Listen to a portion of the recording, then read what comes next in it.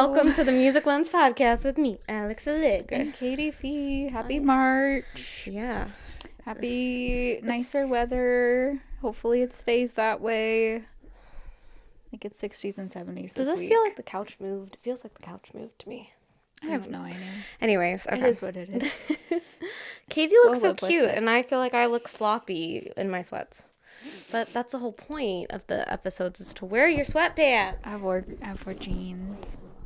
Oh, What okay. is happening?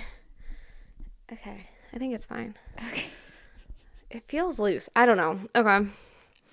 But anyways, Yeah. hi, happy March. Yes, happy March.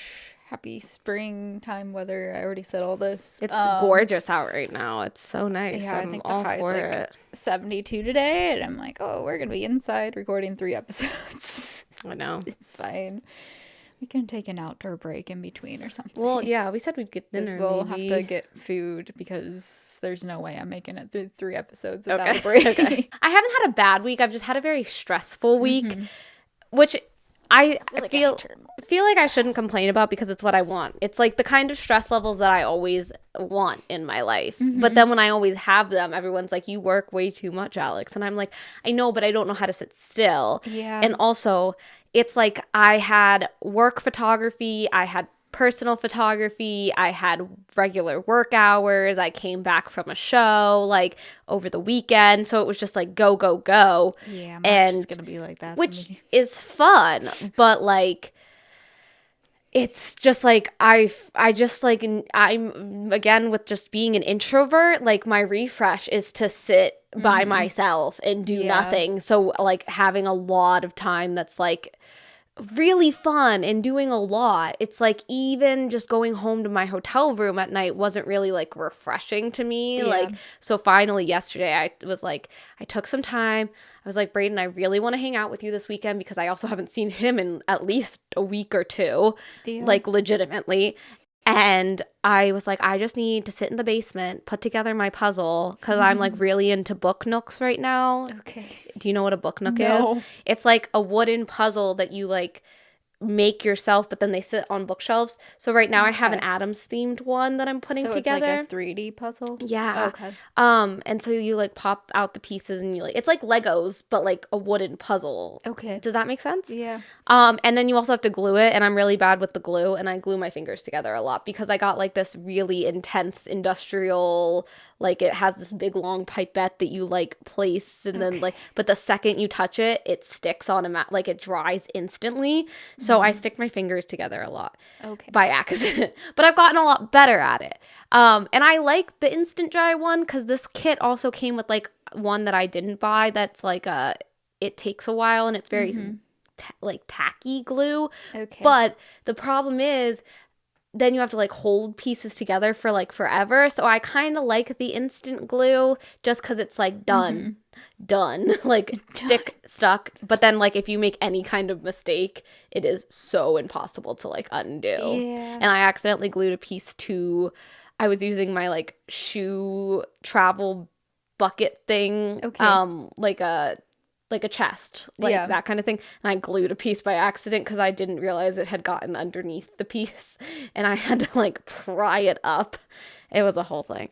But now I have an actual table for it. So anyways, I'm really into book nooks right now. So I was like, I just want to sit in the basement and watch my show and put together my book nook. And it was so relaxing and peaceful. And then Asher came downstairs and we took a little mini nap. And then I went upstairs and read my book and went to bed. And March is so crazy for like everybody else, but it is like my dead month, so to speak, even though I have a lot going on already. Yeah. But it is like my deadest month. So for me, it's wide open. And I'm like, oh my God, I have all this room. So I'm like, photography photo shoots on the weekend, anybody? And I'm gonna like regret it because I'm like, so, but I have 2 shows that I'm playing. One's a full band, one's a round.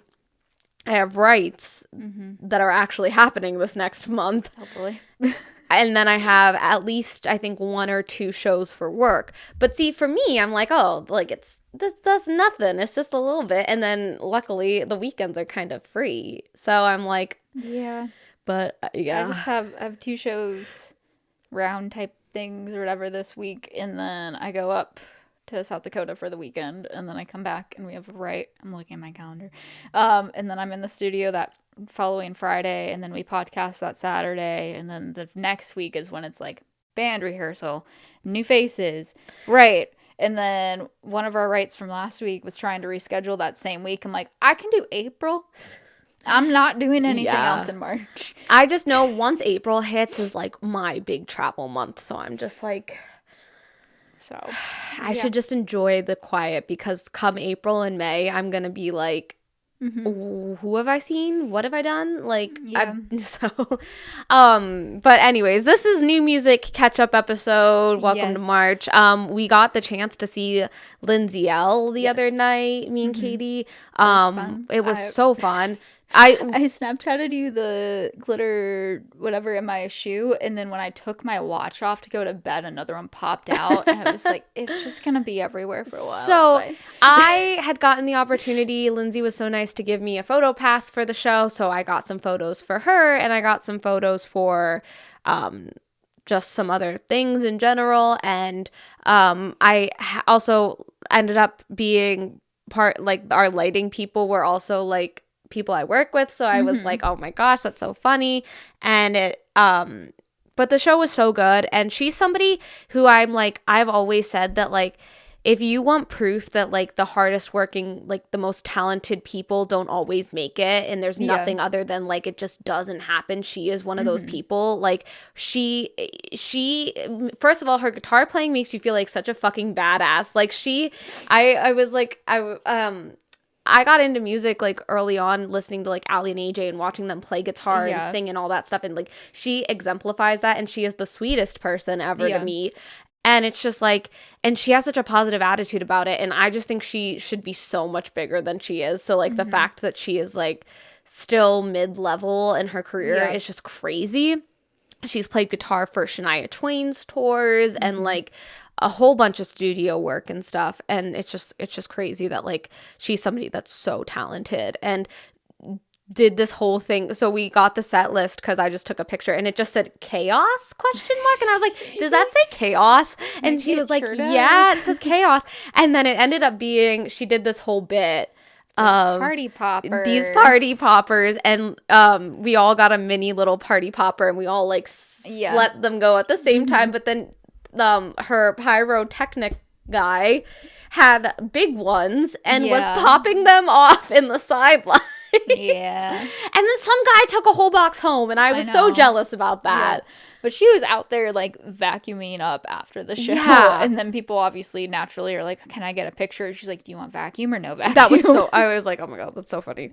But yeah, I mean, like, it's stuff like that that's, like, so cool. And she's in the crowd, and she's like, that's performance. Like, that's the stuff that, like, we're missing. Like, some, like, I'm gonna pick on Benson Boone of, like, he does a couple backflips, but, like, I want to see you in the crowd, getting in, like, talking, being nice, helping, giving people party poppers to set off in the building. Like, that's fun. That is a showmanship that we're kind of losing, I feel like. And the stuff that, like, AI is never gonna do. Right. So anyways, that was just a little something that we got the chance to do. So. Shall we? Yeah. Okay. So there's no music news. Okay. Because I was like, there's so many new music things that I was like, I'm not even going to try and find something that's just, like, semi-interesting that we could add just to have something. Yeah. So I'd rather just, like, go into the music. I think we already said on earlier episodes that we were going to do January 30 releases this time because we recorded too early last time. So, but we're recording last day of February this time. So, but I don't think there's anything from yesterday actually, so it's fine. That's just how it worked out. Yeah. But, so there were, like, 3 songs at the end of January that I'm like, God, I need to talk about these.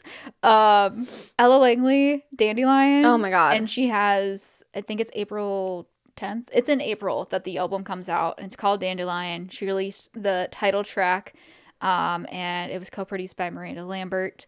And I just feel her like whole it's like album whole, is like, co-produced by Miranda, which is so freaking cool for like, and I like that they're bringing attention to it because like, yeah, it's the name, but it's also like a woman producer, like working together, and that doesn't happen often. So I love that we're like drawing attention to that. I'm like that. I know they've like collaborated on the road and things like that. I think they both opened for Morgan Wallen at one point and stuff last year. And I think it's like we get, you know, like a lot of these artists are like, oh, I want to bring up the next generation, and they'll like make record labels and stuff like, but they're not really invested. This is like pure investment in an artist of like, hey, let me help you produce an album and let me show you like some of like the things I've learned in the studio. Like that's so cool. Miranda's also the one who had that scholarship, which only lasted like 2 years. I don't know what happened, why it didn't continue.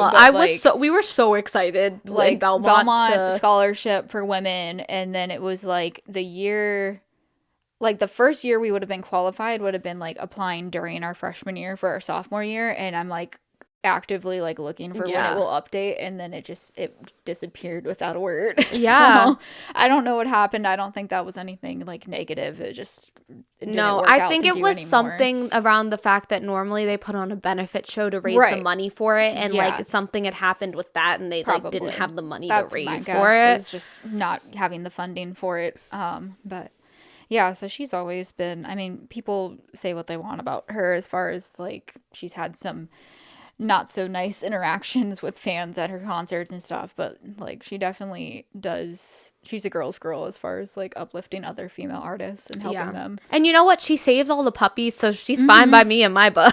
She saves all the puppies. And her bar right now has this mural up with like all the puppies, and I commented and I was like, I should tag Wags and Walks, but I like also didn't want to have to like have them put the money towards it, but I was like, you need to do an honorary Sweet Pea one. And I was like, because it's like a $500 donation gets your dog mural on the wall, and I'm like, oh, but I'm like, I know it's for a good cause, but I'm also just like, 500 is a lot. That's a lot. Can we just like make one for Sweet Pea? Yeah, because she took a picture with her right before she died. But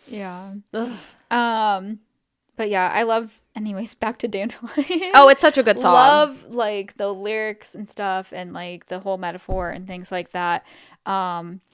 And then in February, I'm just going to tie these two together since they're both Ella.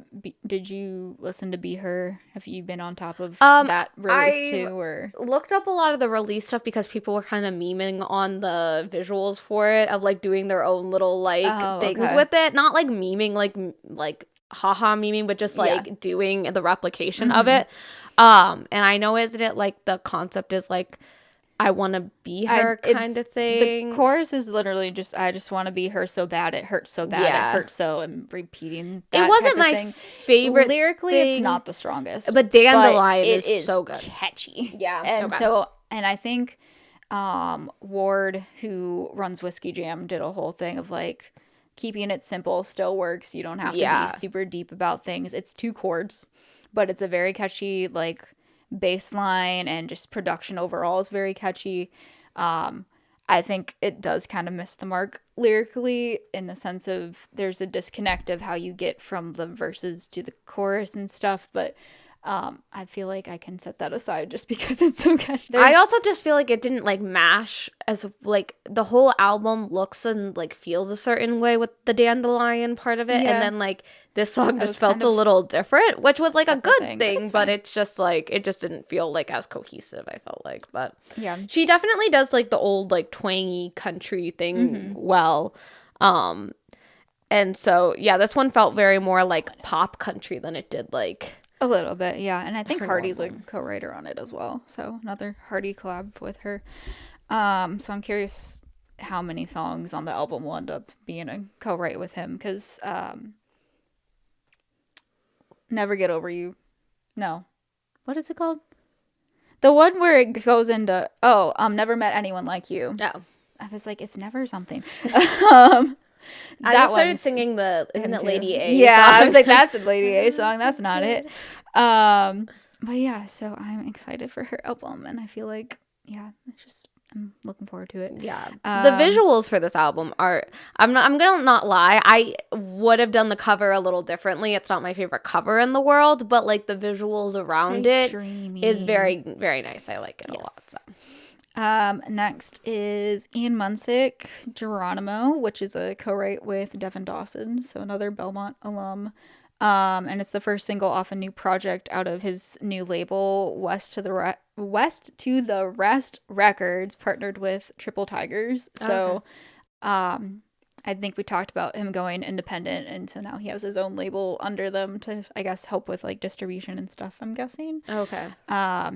I can't remember what the article said of what the partnership entails, but that makes sense to me, that West to the Rest. I would assume at least like publishing and that kind of stuff. And goal with his music is to bring the West to the rest.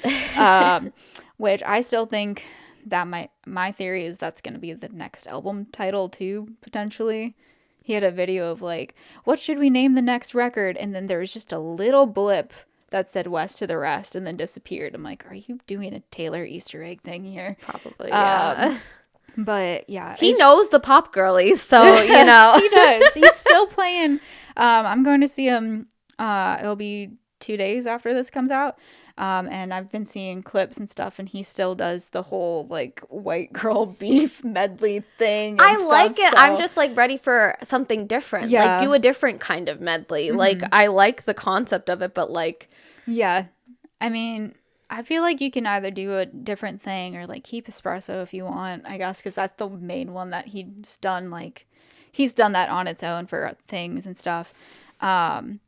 But I know that they do a Avicii version of it, because I've been seeing Jonathan playing fiddle for Avicii, and they posted like Avicii with fiddle, like EDM fiddle type stuff. So there is other covers, it seems like, but yeah, I'm excited for that. But anyways, Geronimo, like we listened to it together. Yeah. So I know you actually got to listen to this one because I know you haven't listened to everything that I have.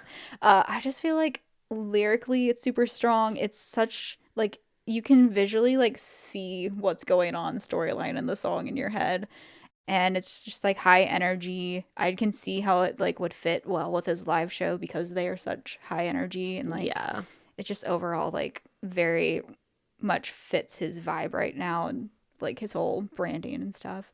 But yeah, it's just so good. What is it? I looked up, what do you know? Them turquoise eyes turned me to stone. I was like, that's so good. I don't know. All of it's good. Anyways, McArthur is the song title for the next one. It's Tim McGraw, Eric Church, Hardy, and Morgan Wallen. And they like all posted like just a thing with a name of someone like ex McArthur and then like born and died date. Except for Morgan Wallen's was just born because he's still living. But, like, it's, like, a whole, like, storyline of, like, 4 generations passing down land and has a really pretty fiddle part. I thought they were going to do a whole, like, group collab thing with it. So I was like, oh, like, McArthur's going to be the name of, like, the album that they put together. And it's, like, going to be this, like, they take on these personas. If they do continue with it. I think Hardy posted something about, like... There's more to come, so we'll see. But, yeah, when you pass on, what you gonna pass down? And didn't want to go to work, just wanted me to die. It's not my favorite song. Katie played it for me. I was like, But I liked, the whole generational concept thing of it. It was, like, interesting, yeah. Yeah, I mean, we've already talked about not being the biggest Morgan Wallen fans, so I was just kind of like... But I do like it. I'm like, he would be the one that wants to sell the land. It's fine. But yeah, that's what we had for the January ones that we had to get caught up on. And so now going into February, Amanda McCarthy's album, which I think we talked about a little bit with the singles, Looking for the Light, came out. It was so good. It was so good. LOL, what the fuck. I loved live because she put the little rain hat thing on. Hat. It was so funny. It was such a good little shtick thing. yeah, for sure. Like it was great to like actually see her perform all the songs live as well. And I don't don't even remember the last time I've seen her live with the full band, but I know she had posted afterwards about like feeling like the fearlessness and stuff on stage, and I feel like you could really tell that at the show, that she was just like having the time of her life and just like looked like she belonged exactly where she was. She should be so proud of this project. This project just feels very special. It feels like she's like found her place, and like this is something there. It's funny too, and it's like perfect timing with the whole Hannah Montana 20th anniversary thing, because she has a song on there that feels like a Hannah Montana song. Yes, like I'm completely not fine, but I'm okay. Yeah, it sounds like early like Fly on the Wall era, not that song like specifically, a little bit of like emo, but that album, like I can picture Miley Cyrus singing on that album with that song. Like it just feels so perfect. And I said that at her show, and she was like, "That's what we were going for." She got so excited. No, the whole album is so good. What else are like some standout moments? Waste of a Heartbreak is the last track, and like in the bridge area of the song is where she like kind of blends in a bunch of other songs with it. So that was really cool. I'm curious how they like managed to do that, and if they had to like write a list of what songs to include and then just kind of figure out how to weave them together. But yeah, I don't know why, but like when it hits the point where like you hear the Lifeline lyric come in, I was like, okay, I'm getting emotional for some reason. No, it's a very big moment. Like it's just, it's a really cool thing. It's like, even not like, obviously I think maybe we're a little like biased because we're friends with her and we've seen like her grow so much too, but also just and like knowing, so like when it just felt like a very cool fan moment to hear all those songs like in it. And so I'm like, if I didn't know those were her other songs, like would it still have that same impact? Would just be interesting to know, because I think it would. Yeah. But like, I'm just curious if people like didn't realize like what all that mashup was. But like, it was just a really like, cool little moment. I don't, off the top of my head, I can only think of Lifeline and Passenger Seat being in it. But I know that she like listed all the songs on her credits and stuff. But like Passenger Seat's not one she's cutting, but it is one that she co-wrote. Yeah. So like she even has stuff in there of just like, I think tying into her like being a songwriter in addition to being an artist. So I liked that was included as well. It was a very cool little Easter egg moment. So or maybe that's the best way to put it. Maybe I'll cut out that stuff and just like it was just a very cool little Easter egg moment. Yeah, that's cool. Yeah. Where are we? Also, next, The Roses, Russell Dickerson. Did you listen to that song? Can I just read you the chorus? Yeah. You be the roses, I'll be the vase. You be the starry night in the spotlight, and girl, I'll be the frame. You be the California cab, I'll be the glass you're poured into. Girl, I'm fine as long as I'm holding you. Oh, that's so cute. I feel like I listened to it and I'm like trying to put together like where it's going of like, okay, she's this, he's that, where does this lead? And it was like all these things are holding the other thing. And then I got to the ending and I was like, I was right. Yes. That's really cute. I didn't see that. I feel like if you're like trying to figure it out, and then like once it hits, it's like, okay, cool, like that worked out well, versus like sometimes you like think it's going somewhere, and then if it's not going the place you think it is, it like falls flat. Yeah. So well, I mean, because like people do that kind of stuff all the time of like you be this and I'll be that. Like that's a very common trope of things. Yeah. But then like no, that's really cute. Yeah. He has other stuff coming out soon. I think it's like an EP or something coming out soon. So I can't remember when, but sometime soon. Every once in a while, Russell Dickerson, like, I used to be a really big fan, like, early Russell days, and then, like, he just kind of fell off for me. It just kind of, this very middle-of-the-road kind of artist, and then, like, but every once in a while, he has these singles, like, the one with the Jonas Brothers last year. To me kind of, like, was really boosted so him last year. And then I loved his one with Jake Scott, like, years ago now, but that one still just slaps. So it is so fucking good. Like, it still hits.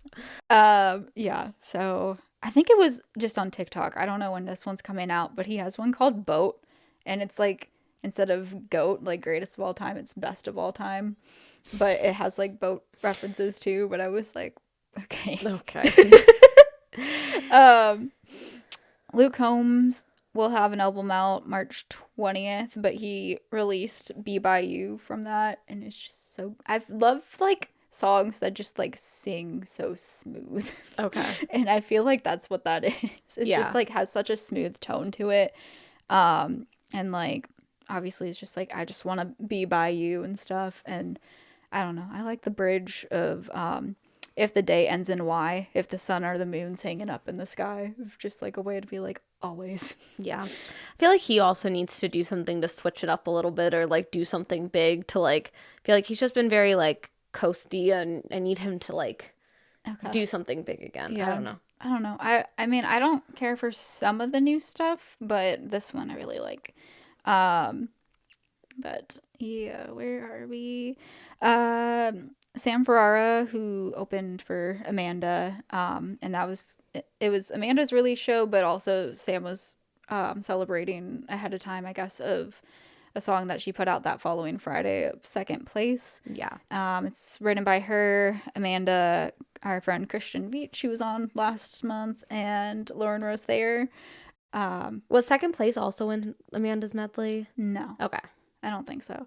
But I remember when they first wrote it, and they would always like, it was back when we were playing rounds all the time. I was like, and stuff, I can vividly. I can remember I don't think I've ever heard Christian sing it, but I've heard all the three girls sing it. So. I vividly remember the first time I ever met Amanda sitting in the Moxie and she played that song. Like, maybe with Sam, but like definitely at least her was singing it and playing it. And I was there. I forget why I was there, but like she was either like before or after my round or something like that. And like I can just vividly remember that was like the first time I met. Was that one of the rounds I hosted? It might have been. Or that, yeah. Because I hosted a couple at the Moxie for Revolver. Yeah, that's what it was for. Year. It was definitely for that, but I can just very vividly like picture that. And that was like 5 years ago now. Yeah, like it's been a while since they've written it, and I was always just like, I feel like someone has to cut this. I just don't know which they one all of them, wanted because to they at all some sound point. Great on it. So now it's finally found its home with Sam Ferrara, so go check that one out. Yeah. Emily Ann Roberts, Whipped. If you heard this one, are you on any type of radar with Emily and Roberts? I mean, like, I keep up to date with her stuff because her manager, or at least social media manager, I follow. So, like, I see.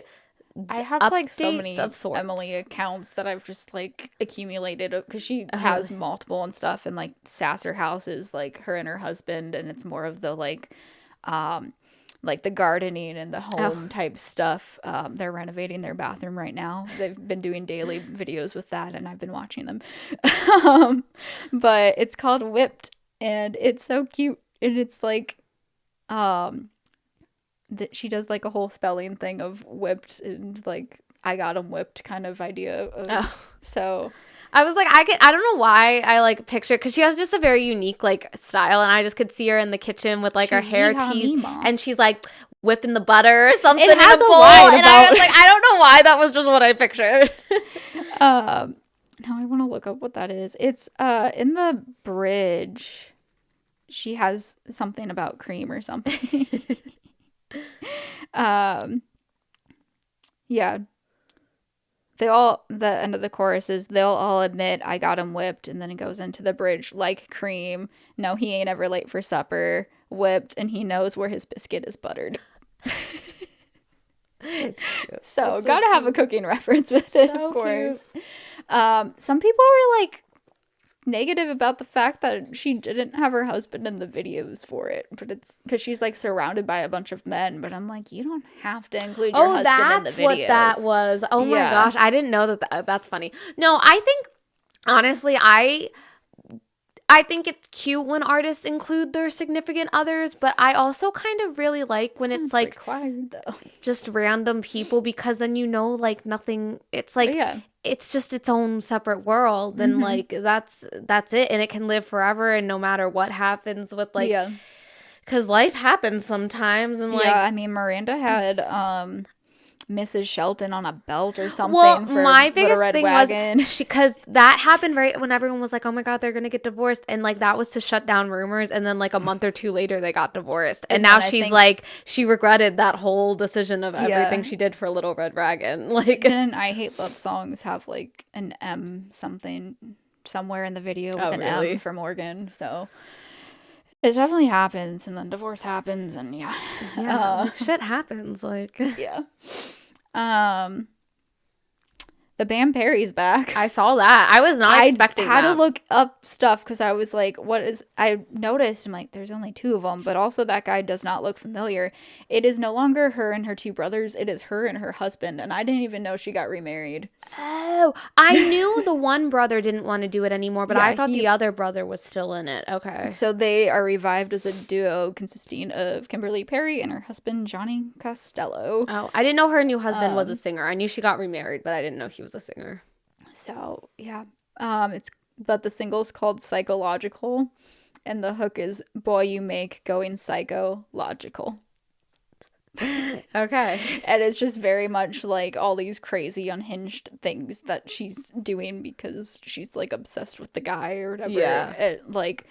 I think it was like talking about, you said you like Nirvana, so I listened to them all night long. I memorized 10 songs in case you asked me to name 3, and just crazy things. And I was like, okay.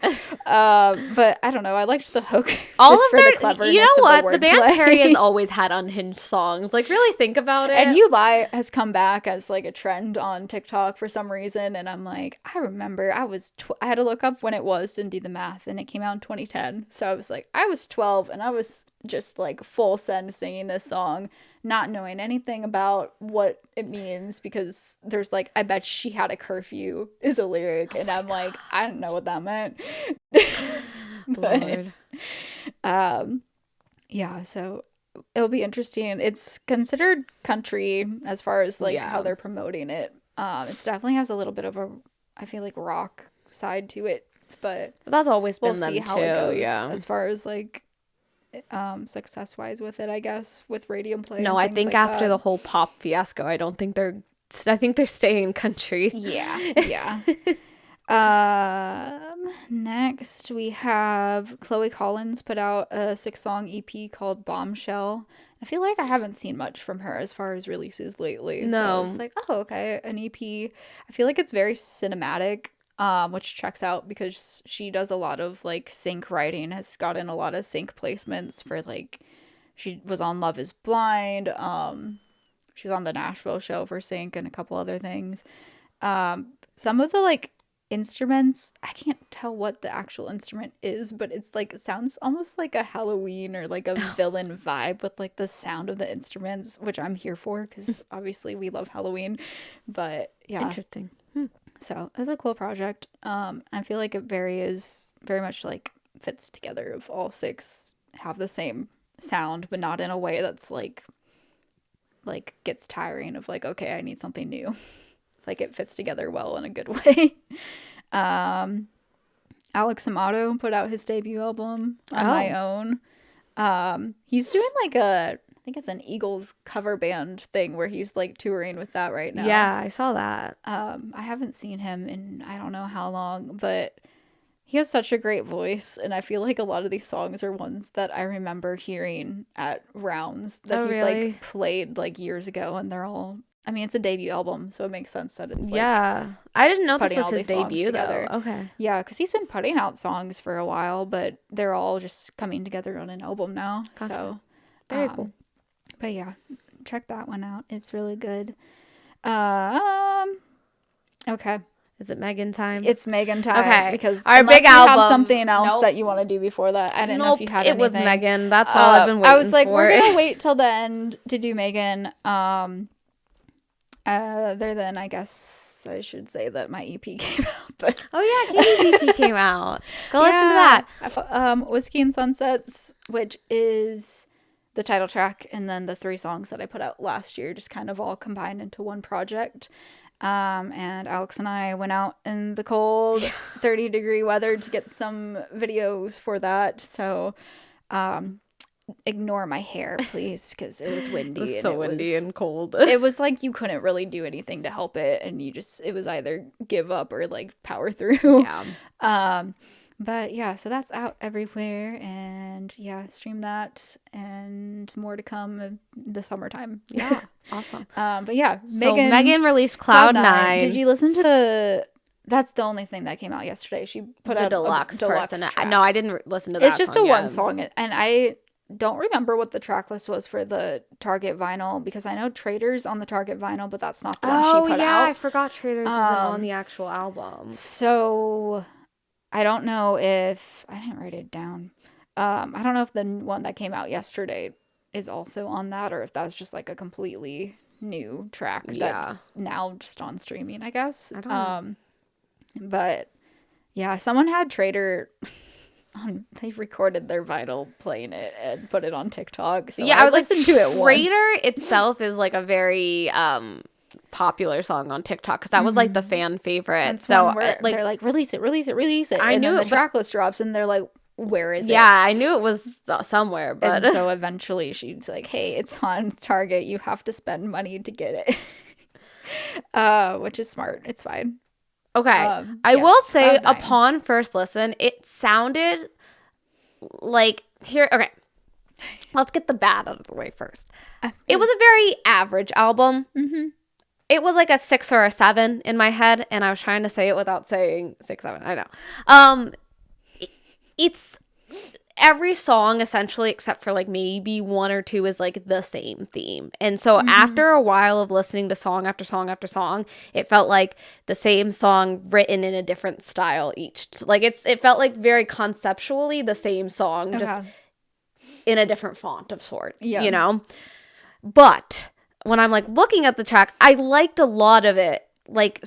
I liked a lot of things about it, and like I will still listen to this album, but like, is it gonna like live as like a top album? No. Yeah, that's how I feel about it. My first sentence of it was just okay, but not something that's gonna go in my regular rotation. Yeah, like Wedding Dress probably will. It's already like my DJ thing just decides that that's gonna be a song I listen to now, and I'm like, okay. Here is my only hot take: is I know everyone loves that song.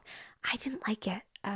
I understood the concept of it, and I'm sure it hits for some people, but for me it just didn't hit emotionally the way that everyone made it out to be. That was like my take on it. And I don't know, I told you this already, since I don't think you're there yet in Grey's Anatomy, but there's like edits of this song with some characters where I'm like, no. So there's that as well. Yeah. But yeah, do you want to? I just have lots of notes, so I don't know exactly how we want to organize this. Wait, sound.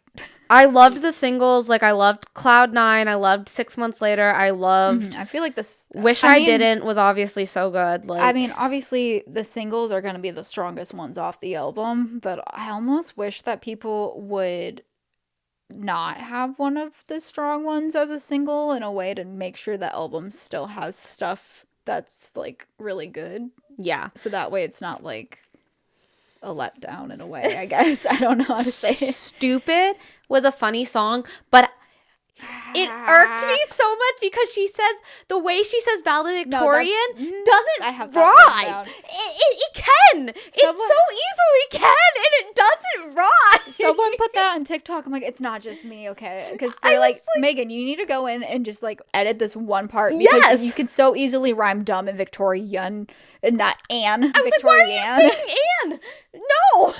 It pissed me off way more than it needed to, because it would have been a perfect song if not for that. I don't care for the song. I liked it. Okay. I liked Medicine. I loved that. Like, nothing on this record. Here's the thing about it. Nothing on the record was like groundbreaking. Oh my God, that's like the most ingenious songwriting. Like Medicine, like I knew where everything was going. It wasn't like shocking. And that's where I say like it's like a very average album for me. Like it was good, and like I'll probably go buy the vinyl, but like, is it gonna be like this groundbreaking? Like it's not groundbreaking songwriting at the same time. And that's just where why I didn't even, I think, realize that Megan was like at the level that she's at, is like I just felt like her songwriting just needs that little spark sometimes, you know. And even critics said the same thing. Like I saw like something that gave her like a 7 or something, and explained why and all that, because it's a very like obviously she had some bad experience with a guy, and that's what the whole record's about, is that this like narcissistic like egomaniac guy is like ruined her life, and like I'm sorry. Well, there's love songs too of like, because Cloud9 and stuff, but like, but it's also Cloud9 probably the same experience. I found this in the comment section of the Victorian rhyme video too, of someone's like, also I don't understand why it's down a long way down to Cloud9 instead of down from Cloud9. Yeah, and I was like, I was annoyed by that too, because I'm like, what do you mean? And then someone replied to that comment and said she's explained it in an interview that she's like so high up, she's higher than Cloud9. I'm like, if you have to explain it, then you didn't achieve the songwriting exactly. Yeah. So like, just do From Cloud9, and it's a perfectly fine song to do from Cloud9. It's just you're making your listeners think too much if you put two instead of exactly. I think I always like I think her stick is very much the like pokey, like Medicine and Stupid, of very much like the F you boy songs is like what I like to call them, but I love that. Like, that's her stick. That's her, like, yeah, that's what we all expect out of her. I think Lions and Tigers and Bears was my more emotional song than Wedding Dress, of like, I think that one hit a little bit. Like, I liked the concept of it. I don't know. I feel like the production drowned her out a little bit in that one, so I was having a hard time like getting all the lyrics. Okay. So that was why I guess just didn't connect as well, even though that's the one that you would think we would connect to as also being artists and stuff, since that's the one kind of talking about how the industry treats people and specifically women. Yeah, and that's why I also really loved the song, was just like, I loved the whole concept of that. I was so excited for the Ed Sheeran duet. I did not like it at all. Sound like Ed. No. I was like, this is Ed. He like, it sounded like he put a country accent on it. Yeah, it was like your accent went completely away. Also, but it's very Willie Nelson vibes. It is, and that's what I think. That's what bothered me, is I was like, if you're gonna do this old timey song, then get an old timey person on it. Like, get Willie Nelson on it, because honestly, like 2/3 of the way through the song, I was like, I'm over it, and I skipped it. I couldn't finish it. I feel but because it's a heartbreak song and stuff, I feel like you gotta have someone that's like age appropriate, though, of like having like as if it's like a couple singing this, though, so maybe not Willie. It was a fine song. It just like, it dragged, and by the end of it, I was kind of just like, okay, I'm over this, and like I couldn't finish the song. So Bells and Whistles, though, with Casey, top tier. Like, I fucking loved it. I loved the whole, well, then you don't, like, I need all my bells and whistles, and I was like, I'm here for it. I loved the Casey sound on it. Like, I feel like there's a little bit of her sound in a couple of tracks. Waiting on the Rain gives Rainbow vibes. Okay. I think just maybe with the weather or something, like, it sounds to me like similar to Casey's Rainbow. Also, I'm like, oh, this is like Megan's version of Sammy K's Waiting for Winter. Oh. I honestly you could have stopped after Who Hurt You, and that would have been the end of the song album, and I would have been fine. I didn't think it was a necessary song, and I don't know, I just didn't feel like the album ended right, and I don't know what I would have put instead of it, but like, I felt like the ending was just a very underwhelming ending to an album. I was like, oh, that's it? Okay. Yeah, I was just kind of like, oh, okay. So that was about it. Yeah. Those were like my big things. I didn't really have a lot other than that. The rest of the stuff I have is just more so like the drama things. And then also like, I kind of wanted to talk about the promo stuff, because I think that was cool how she was like marketing and stuff. But yeah, so she did say that this album is like, with the last one, she would like kind of censor some stuff. This one, she said she like didn't take anything out that could be like, you can Google and figure out who and what this is about. So people are like, I feel like they think that Convincing is Morgan Wallen because the sand. And I'm like, no, just because he has sand in my boots. I'm like, I think it's Riley, because there was that time where they were like, oh, Megan Moroney and Riley Green are on vacation together, but they happened to like both happened to vacation at the same place in separate groups, so they hung out because they ran into each other, but everyone thought they're together, convincing, like it looks convincing and stuff, and maybe they had a moment while they were there. It's vacation, so like I think Convincing's about him too. But did you see all this stuff for Riley online of crashing out and stuff? Riley Green, the same day the album comes out, posts on TikTok this song called POS Like Me, And like everyone's I saw oh my that, God, he's crashing out. And like it could have been unfortunate timing that he just wanted to share this song. Yeah. But everyone's commenting stuff about Megan, and he's blocking the people making comments about Megan. So he's blocking Megan Moroney fans. Oh. I'm like, you're actively doing that. So that makes it feel like, okay, like people are right about him crashing out over it and stuff.